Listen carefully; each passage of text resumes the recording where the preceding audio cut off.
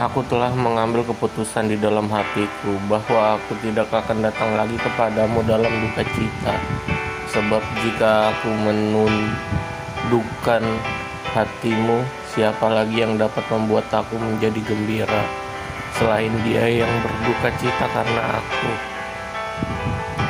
Dan justru itulah maksud suratku ini, yaitu supaya jika aku datang, jangan aku berduka cita oleh mereka yang harus membuat aku menjadi gembira. Sebab aku yakin tentang kamu semua bahwa sukacitaku adalah juga sukacitamu.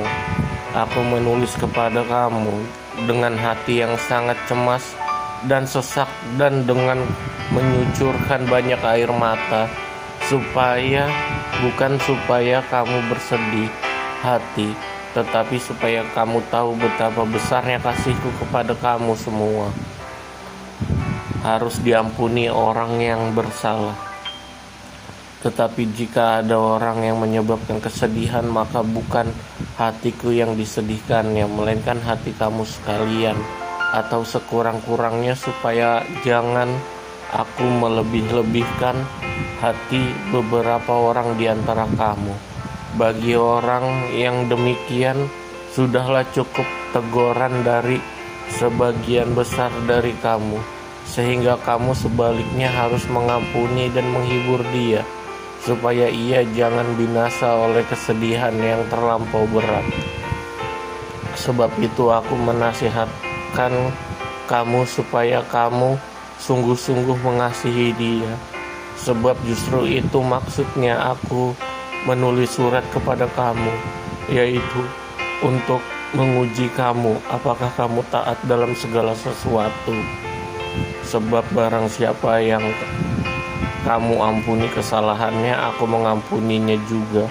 Sebab jika aku mengampuni, seandainya ada yang harus kuampuni, maka hal itu kubuat oleh karena kamu di hadapan Kristus, supaya iblis jangan beroleh keuntungan atas kita. Sebab kita tahu apa maksudnya kecemasan dan kelegaan Paulus di Troas dan di Makedonia. Ketika aku tiba di Troas untuk memberitakan Injil Kristus, aku dapati bahwa Tuhan telah membuka jalan untuk pekerjaan di sana. Tetapi hatiku tidak merasa tenang, karena aku tidak menjumpai saudaraku Titus. Sebab itu aku meminta diri dan berangkat ke Makedonia. Tetapi syukur bagi Allah, yang dalam Kristus selalu membawa kami di jalan kemenangannya. Dengan perantaraan kami, Ia menyebarkan keharuman pengenalan akan Dia di mana-mana. Sebab bagi Allah kami adalah bau yang harum dari Kristus di tengah-tengah mereka yang diselamatkan dan di antara mereka yang binasa. Bagi yang terlahir kami adalah bau kematian yang mematikan, dan bagi yang pertama bau kehidupan yang menghidupkan.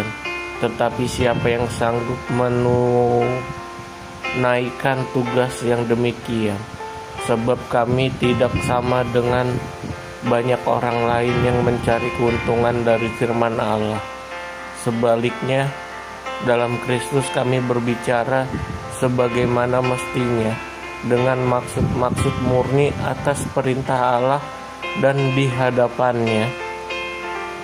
Amin.